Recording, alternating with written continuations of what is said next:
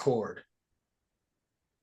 Hey, everybody, this is Eric Porter, and I'm with Mr. Anthony Ferraro from In the Prague Seat, and you see us on various shows. And we're here tonight to do an album homework assignment.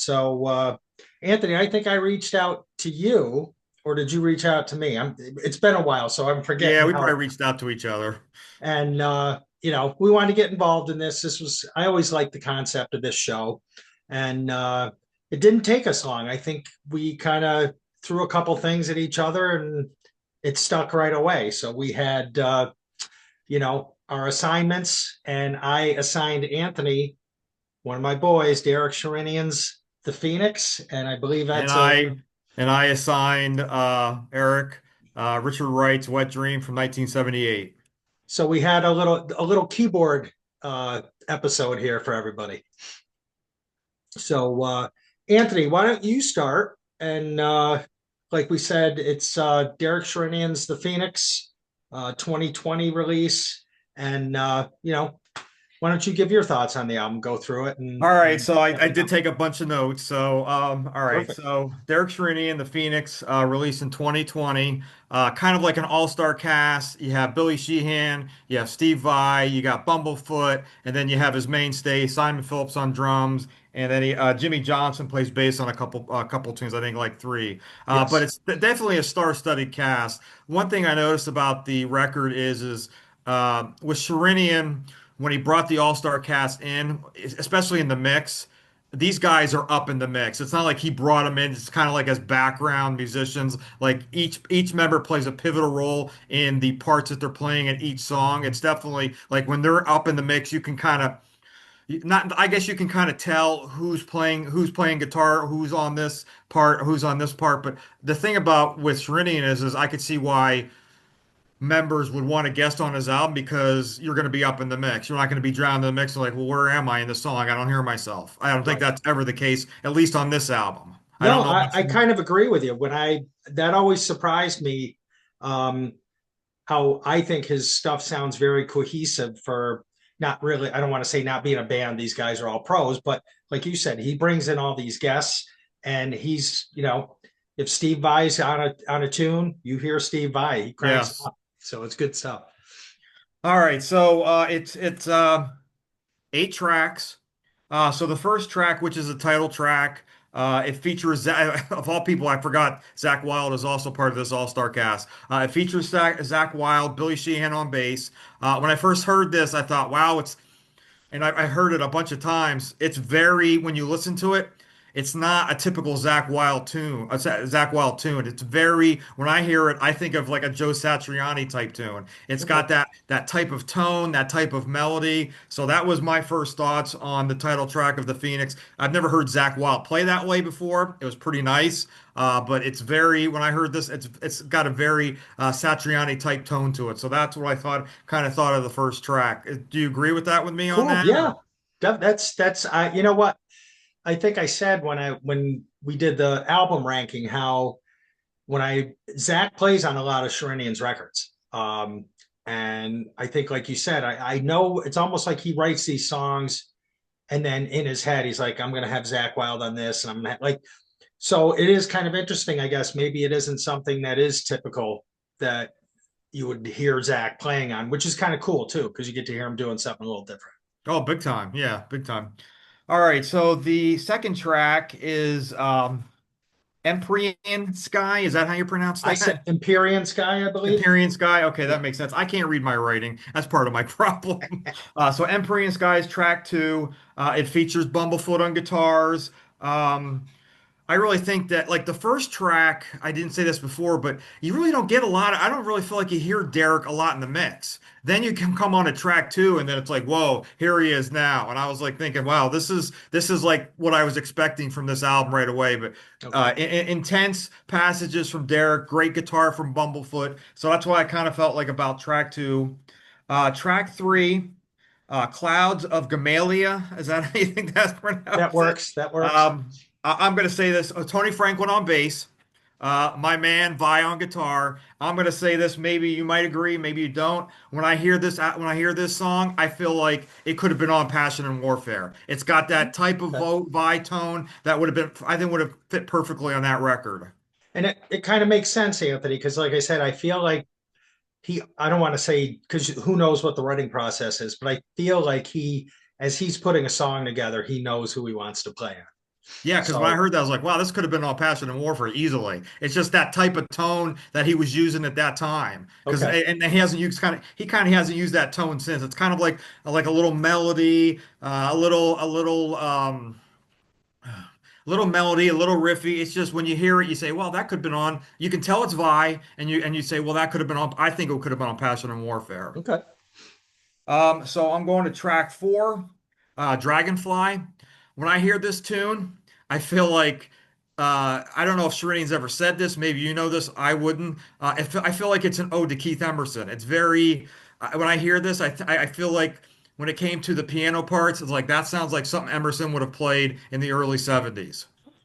See, now that's why I love this concept and it's kind of interesting because you get someone else's perspective. I listen to this and I think I love the piano, as great as he is on the synths and the Hammond and that, I love that just pure piano track. And I don't know why, but I always went to Hiromi. Oh, Um, okay. Well, and you know that Hiromi more than I do, but right. that's what I And was getting from this song is I felt like Emerson right away. okay, But that doesn't mean I'm right. it's what you hear, right? We all Yeah, hear things. that's what I was hearing. Track five, Temple of Helios. Really cool hunting intro. Bumblefoot on guitar again. Another kind of like some badass keyboard passages from Derek. Like he throws them in and out in this album. It's really kind of cool how he does it. He's playing badass on ones and a lot of his passages. It's almost like some of these instrumental songs sounds like they're kind of like Dream Theater tunes, as if he were the keyboard player. I think Okay. some of like certain parts of each song. I could be wrong, but that's what I'm hearing. I mean, he was at Dream Theater for a That year. yes, he was, and made two records, I guess, right? Because he did Change of Seasons and Yes, Falling to Infinity. So I love Falling If. I think it's a great record. So that's track five. Now, no, number six. Here's the Buddy Miles cover from 1970. Them changes. I could do it. I'm not a I'm not a Bonamassa fan. I'm not. It's a cool blues track. He's got a great band behind him. I could do without Bonamassa singing. I just never been a fan. I'm with But you on that. I was like, oh, you gotta have. Of course, here we go. An instrumental album, and you gotta have a vocal track. I thought, oh, Eric's gonna love this. Well, it's and I might even go more with not so much Bonamassa, but having the cover because I like Derek's stuff. So I'm like, Yeah, I don't think he I'd needed rather the hear the cover, original. but maybe he had that cover in mind for Bonamassa. Hey, Could I want be. to get Bonamassa on a record. How can I get him? Well, Let's do a blues cover from the early 70s. he's his Black Country Communion buddy. So Yeah, I forgot about that. got Yeah, to that have would those make guys sense. play. All right, so track seven. Octopus Pedigree, uh, very prog metal in spots. I think Bumblefoot on guitar, Jimmy Johnson on bass. Love Jimmy Johnson's a sweet bass player. I love his bass lines. Absolutely. Um, very prog metal at parts. I really like the spacey middle. It's kind of weird with a lot of these tracks. You get kind of like little peaks and valleys. You get like either harder edge in the beginning, and then like it kind of like you get a middle where it's kind of like either haunting or it slows down a little bit, and then it speeds back up, or you get some of the songs start where it's a little soft in the beginning and then it gets harder in the middle and kind of ends kind of soft. But I felt with Octopus Pedigree started out kind of like Dream Theater-ish in a way. Love the middle spacey part, and then it kind of ends kind of like with all these fantastic Sherinian bass or keyboard lines. And I dig that too, Anthony, because I think the music having the dynamics to it, um, Yeah. like you said, and I when I started listening to him, I just really dug everything he did. Obviously, he's very aggressive, I think, as a keyboard player, which I really like. But I do like that he brings kind of all those elements in. So, I mean, people who are into the heavy stuff, I think there's plenty of that. You hear, like we talked, Dragonfly, great piano track, I think, anyway. So I like the variation that he offers on his records. And then we end the album with a track called Peace a Day Low. Definitely a hard driving song. What's interesting about this is he has a guest, Kiko Larino. I've never really ever heard of him, but it kind of makes sense because it's a Spanish title.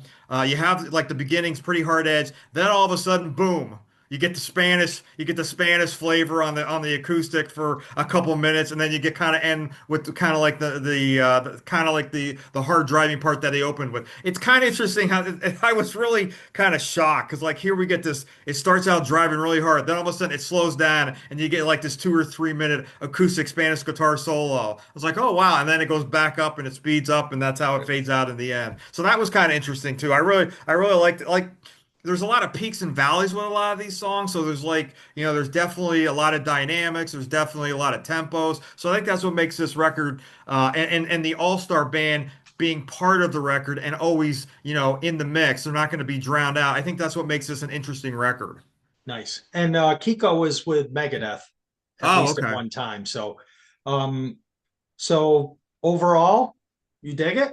I would probably, out of 10, I'd probably give it about a 7, 7.5. There's some really tunes I really dig. That Bonamassa tune kills me. I am just not, I mean, I know he's his buddy in Black Country, but that's where Glenn sings. But a lot of people love Bonamassa. He's a great player. I'm just not a blues guy. That's Okay. maybe, and I don't think, to be honest with you, I don't know why he put that cover on there. He could have just put another kind of like Sherinian, composition on there. I don't think the blues track fits. I kind of agree with you on that. I mean, I can live without it, But you know. I think my favorite song. I mean, I'm going to be a little biased here, but that Vi tune is fantastic. Awesome. I'm All like, right. I'm listening. I'm like, oh my God, this sounds like something off of Passion and War. I love the tone. You can tell it's Vi right away. I just love it. And I must admit, I was pretty blown away. I think the title track with Zach Wild is a perfect way to open it. I Okay, mean, and cool. it's something you don't expect from Zach Wild. All right. That's a fair score. I think that works pretty good. Derek would be happy with it, right? I don't think he cares what I think.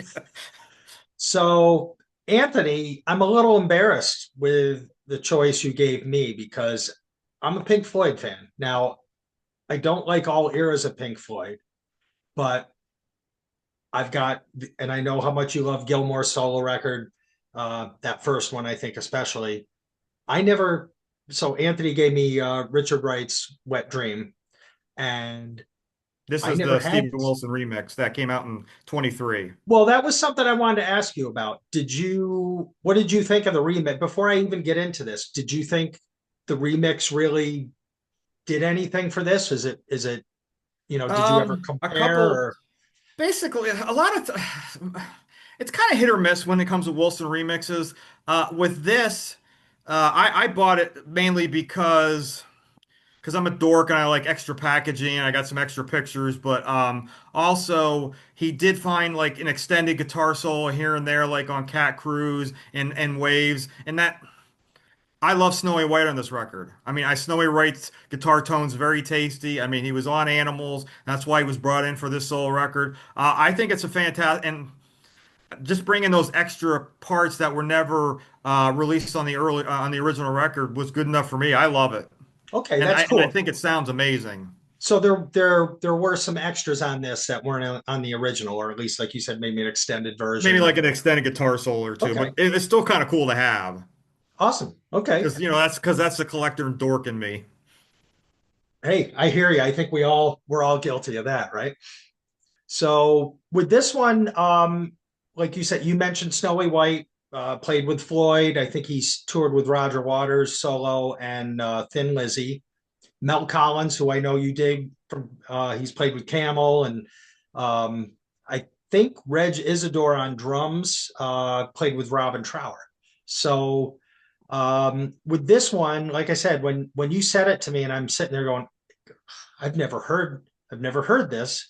So I started out a little embarrassed by that, but then as I listened to it, the one thing I wanted to say before I kind of went through the songs, I did the same thing you did. I took some notes and wanted to jot down some stuff. Is that um, to me, I came away with the feeling that if you listen to this record and same as me, you've never heard it before. It really gives you this like insight on what he brought to Pink Floyd.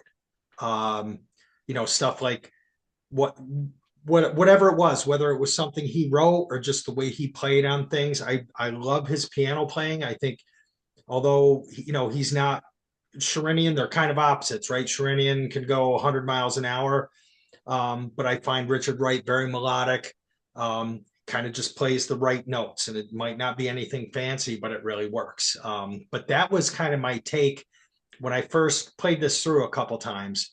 I was like, boy, this really gives you that. This is what he brought to Pink Floyd, and I know there was a time period where he kind of wasn't doing a lot. And maybe Waters was kind of taking over, and I think he had some drug problems where he wasn't maybe participating as much in the latter days. Um, but a lot of this is kind of that, kind of like what I was saying, at that slow to mid tempo, like an us and them thing. And as I was listening to this, the opener, Mediterranean Sea, it's a good mix of instrumental and vocals.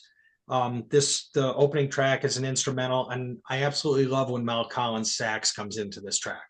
It's Um, I'm not a, and as you know, I'm not a big sax guy, but I for know. some reason, anything Mel Collins plays is just, I don't know, it must be his tone or I mean, it's just so tasty and it fits the song perfectly. And I figured once you heard Mediterranean Sea, you would kind of get, wow, you can tell he's a Pink Floyd member, or you can tell he was Absolutely. a pivotal part of the band. And that's exactly what hit me. I'm sitting there going, this could have been a part of that middle era Floyd. Um, like I said, I love when his sax comes in, and Snowy White, very tasty guitar solo in this one. Um, and again, it's easy to see why he was kind of enlisted into Floyd. I mean, he fits in. I know Dave probably played most, if not all, the leads, but Snowy seems like he kind of fits right in, and he plays those parts well. The second track, Against the Odds, another simple kind of a lot of melancholy, like they're slow to mid tempo tunes. He's got this kind of melancholy way about him. I really enjoy the acoustic guitar parts in this one. There's little soloing, and I always liked Richard Wright's voice when he was paired with Gilmore. On this record, I wouldn't say he's the strongest singer, but I think he's effective for these songs. And I go back and I love when him and Dave would sing together. I thought their voices worked very well together. Um, Yeah, Cat it's Cruise. not like, as you were saying, he's not a great singer, but I think the style of music that he's trying to create, I think his voice kind of fits perfectly. And I know when you're going into this, you know what you're getting. You kind of have an idea what you're getting with Rich Wright. Now, he's not a great singer, but he's not terrible, and I think it fits the music perfectly. Oh, I do. I do. I think his voice fits this stuff very well. And I know you mentioned Cat Cruise when we were talking about the album at the beginning. Again, it's that simple piano melody, but it just sounds so good. Again, Mel Collins, perfect compliment, and I think the guitar lead is really nice in this one. This might be my favorite track of the record. Summer Elegy, I love the slide. Again, the first four songs to me, I'm sitting there going, you just hear what he brought to that band. So Summer Elegy is another vocal track, but I love the slide guitar at the beginning. Again, you get that Floyd vibe, and he kind of has that English sounding vocal, so it's that very laid back. Some nice Hammond is in here that's kind of swirling in the background, but this one also has, I mean, Snowy White, just perfect for this record. It's if you can't have David Gilmour, he fits in nicely. You know what I Yeah, mean? Snowy White's tone on this is pretty amazing. He sounds really good. Um, and that's kind of the first half of the record. Like I said, I really get the Floyd vibe from those first four songs. Waves is another instrumental, and like we said, Mel Collins. You're not a sax guy, and you love the work he does on this. It's kind of an atmospheric mellow track. Again, I think that Floyd stamp is pretty much. I'll stop saying it because it's pretty much throughout the record. But that was the thing, I guess, that really got me, is that this is not. If you're a Pink Floyd fan, this is not far off. You're going to get that vibe throughout the record, and I was digging it.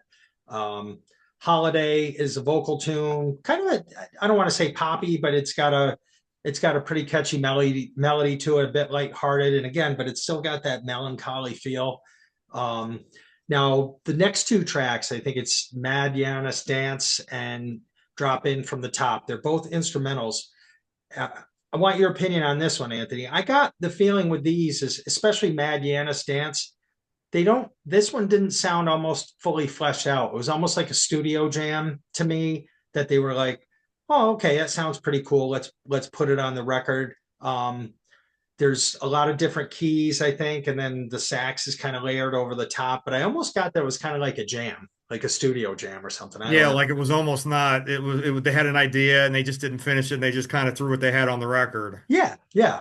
And same thing, that drop in from the top. I like the guitar solo on that one. Again, uh good organ sound in that. And then the closing two, I really like Pink's song. And I think Mel Collins is doing flute in that as well. He does Hmm. sax throughout. I think this is the only track that, if I remember correctly, that had flute. Um, and then whatever it is, Funky Do, really funky bass line in that. Big time, yes. I love the Rhodes sound in this one. And again, Mel Collins. I think Mel Collins and Snowy White, perfect supporting cast for this record.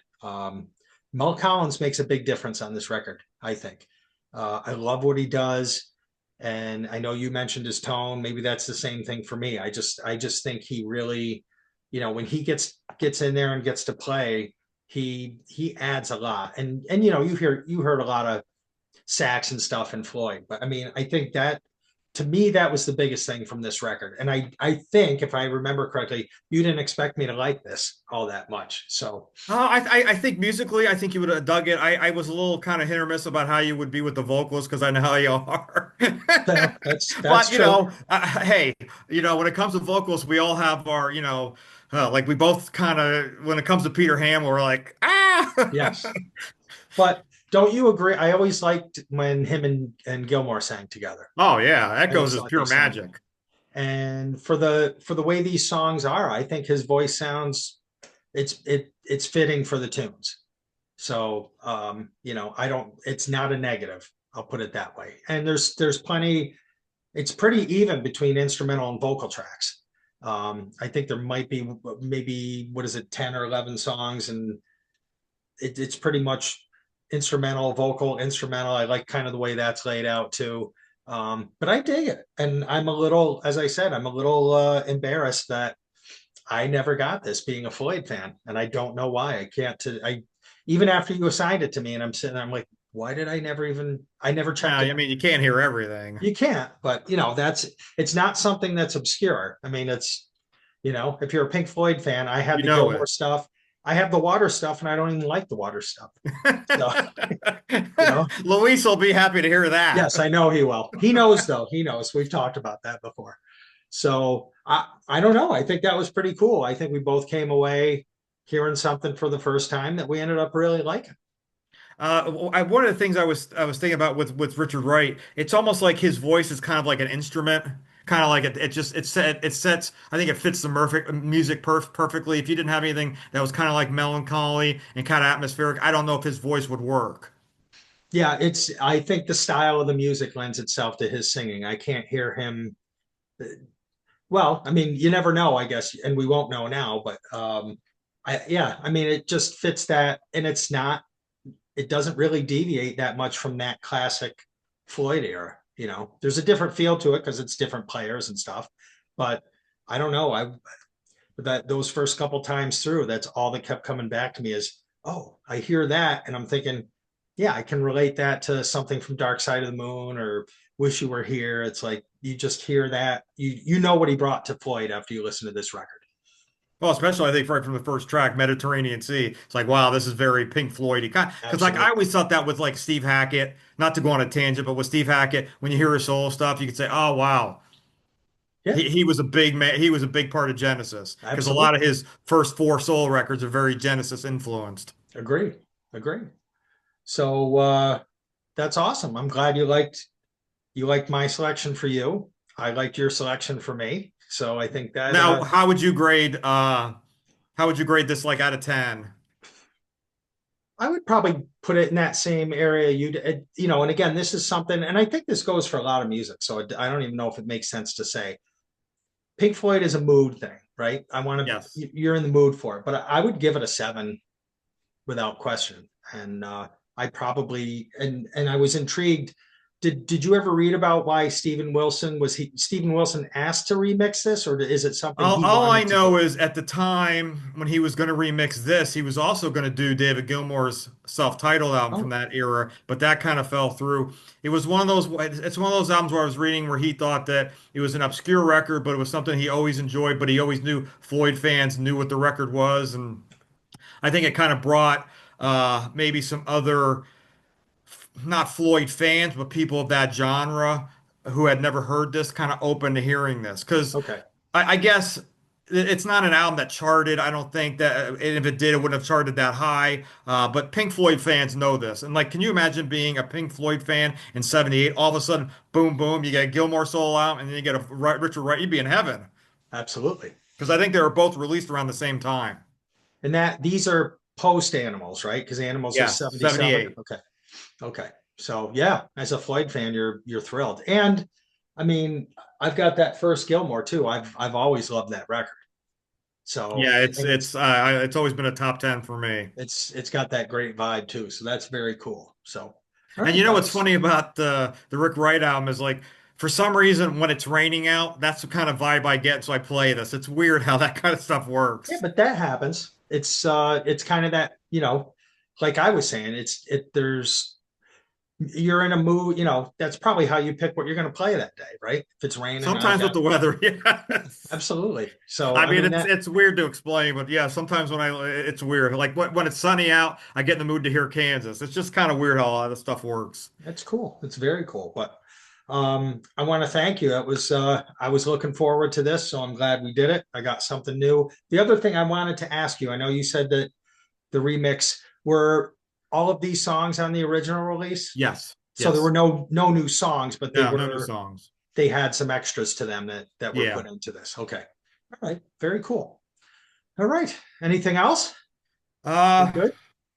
thanks for the Derek Sherinian. It's kind of cool because I'm assuming that Simon Phillips is pretty much on almost everything he does, and it's kind of nice that they have that chemistry. They really do. And you know, I know, you know, it's been, I'm trying to think the Vortex was what year that was. It might have been 2022. So he's due. So I'm kind of looking forward to see what he's got coming. Um, and I know he, you know, I don't know if Black Country Communion is still even a thing. I haven't heard that they broke up, but I don't think they've done anything in a while. So I'm expecting something. He'll be putting a solo album out, hopefully maybe next year, even 2026. Well, So and then like one of the final things I wanted to tell you, which I probably already said, just to reiterate, when he invited his all-star cast to play on this record, obviously they knew that they were going to be up in the mix. Like I just felt like when I listened to this, it was like, wow, he's letting these. It's like it's like letting everybody breathe. It's like he's not absolutely. nobody's drowned in the mix. You can actually hear what everybody's playing. So like if Steve Vai hears this played back, hey, I hear myself. Or Yeah, like with there Bumblefoot, I hear myself. it doesn't seem to be an ego thing with him. And I think for the most part, most of his solo records, if not all of them, are set up this way. So, you know, he gets these guys in and like you and that's always been an odd thing. I thought when you ask somebody to play on your record, why would you bury him? Well, I understand that, but you No, know but how it some musicians happens. are. Yeah, it happens a lot. And I'm like, well, what was the point of that? Like that's what I love about these is like you get that variety. And even with all these guest artists, I feel like his albums, for the most part, are very cohesive. And I don't know that that always works when you've got, you know, these guest stars coming in and coming out. And like you said, him and Simon are pretty solid. I'm trying to think. Jimmy Johnson, Tony Franklin, is he on a couple too? Is he on Yeah, like two Franklin's tracks? on. He's on the Vi track, Clouds of Gamaliel. Okay. So, and a lot of these guys come back. So, I mean, I know Zach has played on a bunch of his stuff. Jimmy Johnson's been on quite a few of his records. So, um, yeah, I think he just loves these guys, loves playing with them. But I do, it's just odd how his ear picks, like you said, the Vi sounds like a Vi track, but then he's got Zach Wild playing a track where you're like, yeah, that's a little different for Zach. Oh So, yeah. but I think he really knows what he's doing. So I don't know. I'm looking forward to what's coming. He's got to have something coming soon, I hope. So, all right, we good? I think we did a good homework assignment. I, Hopefully, yeah, hopefully we don't chase the viewers away. we'll see. We'll see. So, Anthony, thank you. That was a lot of fun. Really look forward to that. And make sure to visit us on the web at www.seaoftranquility.org. We're on Facebook, YouTube, and Instagram all the damn time. Please like and subscribe, hit the notification bell, check out all the links below, Ko-Fi, merch, help out the channel, become a sponsor. But thanks everyone for watching. I know we appreciate it. Anthony and I were talking. We're you know looking to boost some views. Got to get the views up a little bit, right? Have a little fun with this stuff. So hopefully people are digging it. I always like this format. I like the album homework assignment. So I'm hoping they're popular with the viewers. So Well, thanks for. I'm glad that we were able to do this homework assignment, Eric. I really appreciate it. yeah, awesome. Maybe we'll get another one in at some point. All right.